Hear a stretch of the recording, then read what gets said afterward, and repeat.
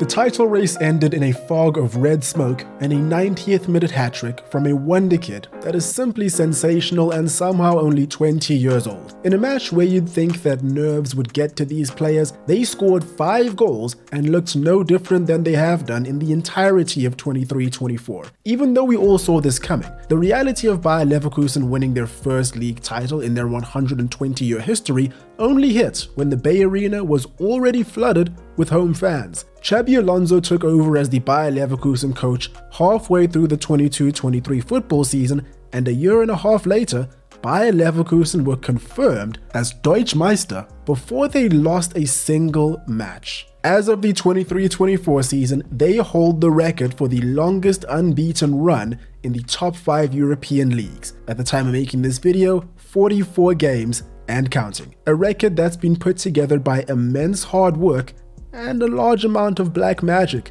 It was very shaky for them, but they managed to get past West Ham in the Europa League, sending them to the semis, and are set to take on 2nd division side FC Kaiserslautern in the DFB Pokal final. There is very likely much more to come. I've made a couple of videos on Bayer Leverkusen this year already, and for good reason too. They've been remarkable. If they go on to win everything this year, you can expect more. But in those videos, I mostly spoke about their journey up until this season. In this video, I wanted to talk about the exceptional things that have happened for them during this season. The black magic, the potential future, and some other fun things I've read about over the past few days. With that being said, how good is this Bayer Leverkusen team, really?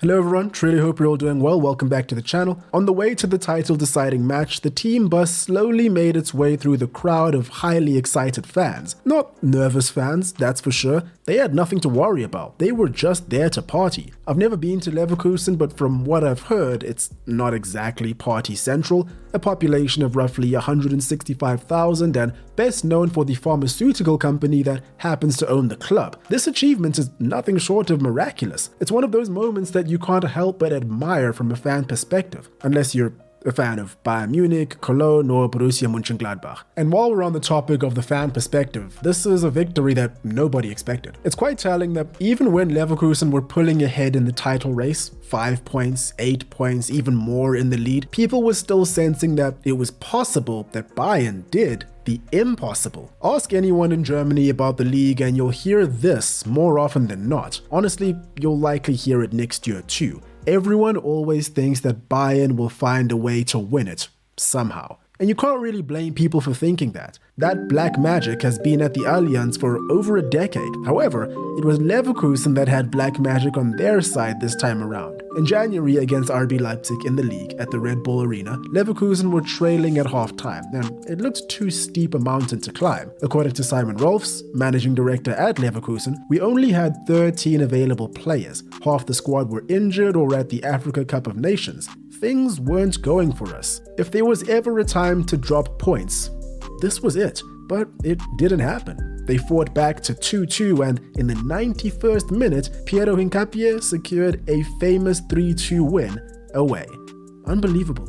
And while we're on the topic, Leverkusen have looked as though they would lose their undefeated record so many times this season, only to up and score late goals and keep the energy flowing. It's almost as if fate itself has been sitting on the shoulders of Xabi Alonso. What I'm about to do here is run through a list of times that this team has called upon the dark arts to dig themselves out of trouble. Brace yourself, because it's a long list. Honestly, it's a list so long I might even miss one or two. First came on the 4th match day of the season, Bayern Munich versus Bayer Leverkusen. This was their first test of the season and by far the biggest. Funnily enough, Leverkusen had actually beaten Bayern Munich in the reverse fixture of the 22-23 Bundesliga season, Xabi's first encounter with Bayern while at the Werkself. But this time around, when they were heading into the 94th minute at the Allianz Arena, down by 2-1, nobody expected them to come back. They did. Ezequiel Palacios with a late penalty that sent major shockwaves. It happened again against Augsburg in January. They were heading towards a 0-0 draw here, but then black magic.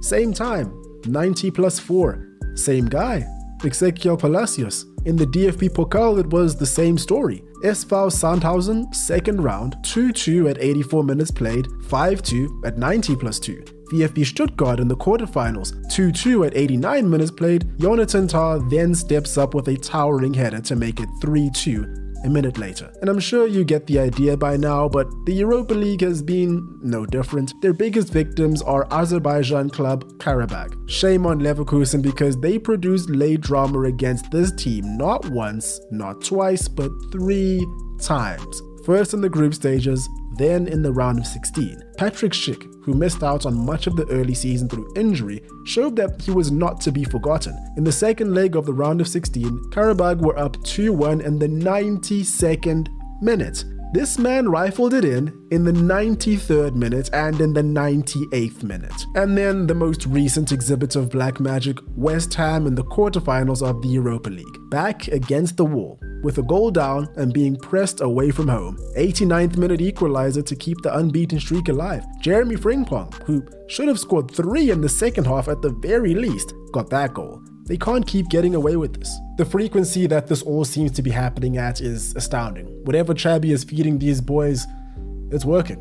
It's working really well. But I skipped over one result in that list. Maybe the sole result that will be played back for future generations when they look back upon this season. The Bayern Munich reverse fixture at the Bay Arena. This one also included a late goal. However, this goal by Jeremy Frimpong made it 3-0 to Leverkusen. It was a match that made everyone realize that these men weren't being displaced at the top anytime soon. 5 points clear, and that gap just kept growing. All of this came as a surprise to all of us watching, but if you ask the players, they noticed something was up from the very start of the season. We'd lost some players, but when we started the friendly games, you could see how it was going to be. Nobody really knew each other, but we were still playing really well. Jeremy Frimpong said this a few weeks ago when reflecting on how well the season has gone for Leverkusen. This is just further proof of how incredible the story has been for them. Due to the departures of players, there was a degree of familiarity that was lost in the dressing room. Karim Bellarabi, top scorer Moussa Diaby, Mitchell Bakker. However, of the players that were brought in, almost every single one of them came in and contributed immensely. There was a clear plan in place to make sure this season worked out the way that it did. According to The Athletic, who apparently have access to Leverkusen insiders, Leverkusen managed to snag every single one of their first choice targets, something that is extremely rare for even the Real Madrids or Bayern Munichs of the world, and something made all the more impressive based on the talents that they actually brought in. They weren't run-of-the-mill players that nobody had on their radar either. They brought in experience in the form of Granit Xhaka and Jonas Hoffmann, both players in their 30s who, according to Simon Rolfs, were specifically brought in to act as role models. The dressing room was a bit disorganized before, and there were certain groups or cliques that had formed. There was no infighting or drama or anything like that, but there was certainly a lack of unity and structure. Players like Jonathan Tah and Lucas Radetzky had been at the club for a long time and were experienced themselves, but Leverkusen could certainly do with some freshening up in a few important areas. Grimaldo, who may very well be my pick for signing of the 2022-23 season overall, purely due to the fact that he was free and that he's contributed so much. The left back leads the Bundesliga in assists with 13 at the moment and 9 goals. I remember thinking that it was odd that he was joining Leverkusen, seeing as he was rumored to be going back to Spain or one of the traditionally bigger clubs almost every season that he was at Benfica. Then he up and goes not just for free, but to Bayer Leverkusen. The same can be said about Granit Xhaka, Victor Boniface, Jonas Hoffmann, Nathan Tella, and more. I doubt anybody was asking for them to be erased from their previous club rosters, and I obviously mean full respect to Leverkusen, but there were definitely extenuating circumstances that led to them wanting to make their way to the Bay Arena. Those circumstances, among other factors, were Xabi Alonso, and Xabi Alonso. Not only is this man one of the most successful footballers to ever live, but he's probably the best passer at Bayer Leverkusen at the moment, maybe even in the entirety of Germany. Having this kind of reputation and skill set is bound to have people eager to learn from you. Granit Xhaka spent 4 years with Borussia Mönchengladbach, so he's no stranger to the Bundesliga and definitely a familiar face to most Bundesliga fans, but he's likely more widely known for his time in England. That's due to Arsenal, of course. The Arteta revolution was something that he was at the center of, which makes the fact that he was public enemy number 1 at the Emirates so crazy to think about. In 2019, there was an incident where Xhaka was subbed off after putting in a lackluster performance in a 2-2 draw versus Crystal Palace. He was booed off the pitch by his own fans, and he clearly had had enough of the abuse, essentially telling the crowd to piss off. He was the captain of the club too, which made this incident all the more sensational. Well, he wasn't the captain anymore after this incident. The armband was passed off to Pierre-Emerick Aubameyang. However, by the time 2023 came around, he was one of the best 8s that the Premier League had to offer, aggressive across the pitch, easy going deep, and dangerous in attack. Xabi and all of his mates over at Leverkusen must have seen this and thought Xhaka had the perfect makings of their 6, because as soon as he went back to Germany, that's where he was placed. Being in the center of the pitch comes with a large amount of responsibility. And of course, this signing was a lot more strategic than just that. Xhaka's leadership, international reputation, and experience have all been cited as instrumental in bringing cohesion to that Leverkusen squad. More good news for the Gunners is that Nathan Tella was an Arsenal Academy product for about 10 years between 2007 and 2017. So, there's that. I guess, there's that if they don't win the league. Lukas Radetzky has been the goalkeeper in the league and played his part well. But then they also have Matej Kovac as their cup competition goalkeeper. And remember, they've gone undefeated in every match, not just the league. They have 5 players with double digits in terms of goal scoring across all competitions. They have 6 players with double digits in assists. There's some overlap here, but that's to be expected. Victor Boniface has had some injury struggles this year, particularly in January, where he also had to miss out on AFCON with Nigeria. They probably could have used him in that final. But still, nobody in Leverkusen has scored more than him. Wirtz shares his record in the league with 11, and the rest of this table shows you why they were able to survive just fine without their designated scorer. And on the topic of players that are indispensable for Leverkusen, we have to talk about Florian Wirtz. This guy is a real special breed.